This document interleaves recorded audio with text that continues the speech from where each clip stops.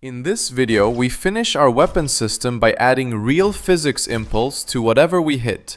You will learn how to safely detect valid components, check if they simulate physics, calculate a directional force from the trace, and apply impulse exactly at the impact point.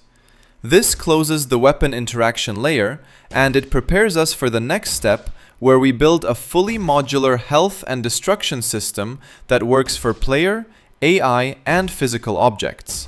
Let's get started.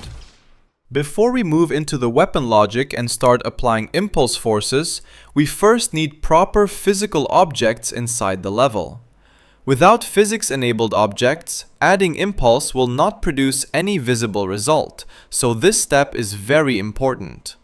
Inside the viewport, click on the Quickly Add to Project icon at the top left. From the Shapes section, drag and drop a cube into the level. Place it somewhere above the ground so we can clearly see how gravity and impulse affect it. Now select the cube and open the Details panel. Under Transform, change the mobility from static to movable. This step is critical.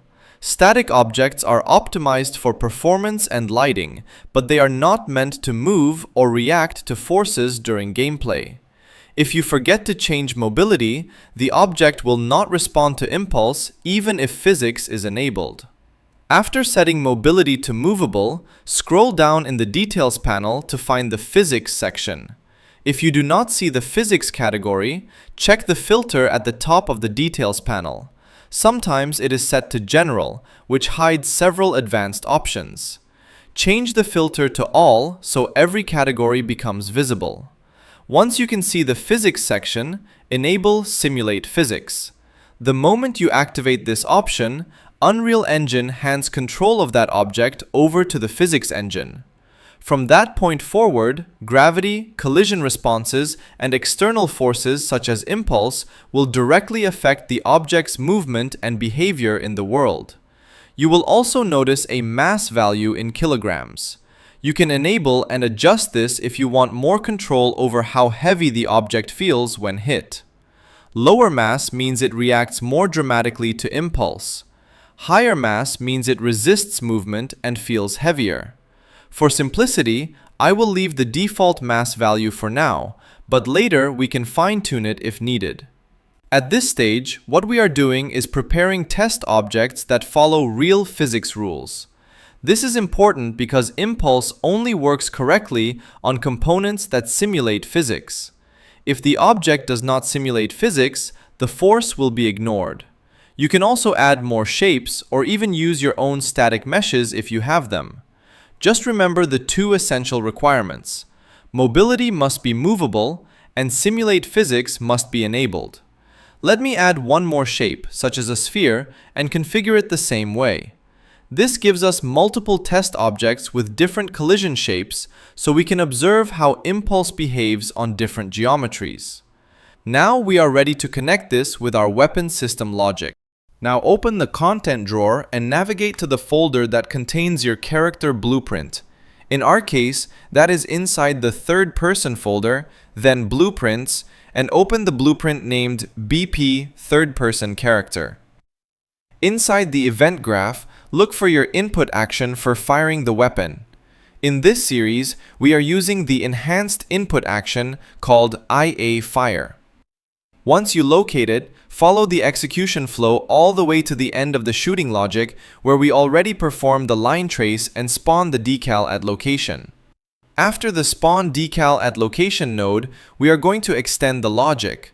From the break hit result node, take the hit component output and drag from it. Search for the node called isValid with the question mark icon. Place this node right after the decal spawn. This is important because sometimes a line trace may not return a valid component, and trying to apply physics to an invalid reference can cause runtime errors. From the same hit component pin, drag again and search for the node called isSimulatingPhysics. This node checks whether the component we hit actually has physics simulation enabled. Not every component in the world simulates physics. Many are static or purely visual. If we attempt to apply impulse to something that does not simulate physics, nothing will happen. So this check filters out everything that cannot react physically. The is simulating physics node returns a Boolean value. Drag from that return value and add a branch node. This branch will decide whether we continue with applying the impulse. If the condition is true, it means the component supports physics and we can safely apply force. Now, from the hit component again, drag and search for add impulse at location. Place this node after the true output of the branch. This node applies a force vector at a specific world location, which produces a more realistic physical reaction compared to applying force at the center of mass. At this point, we need two important inputs for add impulse at location. One is the location where the impulse is applied. The other is the impulse vector itself. For the location, go back to the break hit result node and use the impact point output. Connect this directly to the location input of add impulse at location. This ensures the force is applied exactly where the bullet hits the surface. Now we need to calculate the direction and strength of the impulse. Search for the node called getUnitDirectionVector. This node calculates a normalized direction vector between 2 points. It requires two inputs, from and to. From the break hit result, use traceStart as the from input and traceEnd as the to input. This gives us the direction of the shot. Next, add a multiply node. Connect the return value of getUnitDirectionVector to the first input of the multiply node. This will scale the normalized direction vector by a strength value. Instead of hard-coding the strength directly into the multiply node, we will create a variable so we can tune it easily later. On the left side of the blueprint, create a new variable and name it fire rate multiplier. Then compile the blueprint so you can access its default value. Set the default value to 40,000. This number represents the magnitude of the impulse force. Higher values will produce stronger reactions. Lower values will produce subtle movement. The correct value depends on object mass and gameplay feel. Drag this variable into the graph and connect it to the second input of the multiply node. Then connect the result of the multiply node to the impulse input of add impulse at location. Now we have a complete flow. When the weapon fires, we trace the shot, spawn the decal, check if the hit component is valid, verify that it simulates physics, and only then apply a directional impulse at the exact impact point. This approach keeps the system clean and safe. It prevents unnecessary calculations, avoids runtime issues, and ensures that only physical objects react to the shot. We can later return to the impulse strength variable to fine-tune how powerful the weapon feels in the world. Now let us move back to the level for testing. To make it easier to focus on physics behavior, I am going to adjust the patrol target points of our artificial intelligence guards.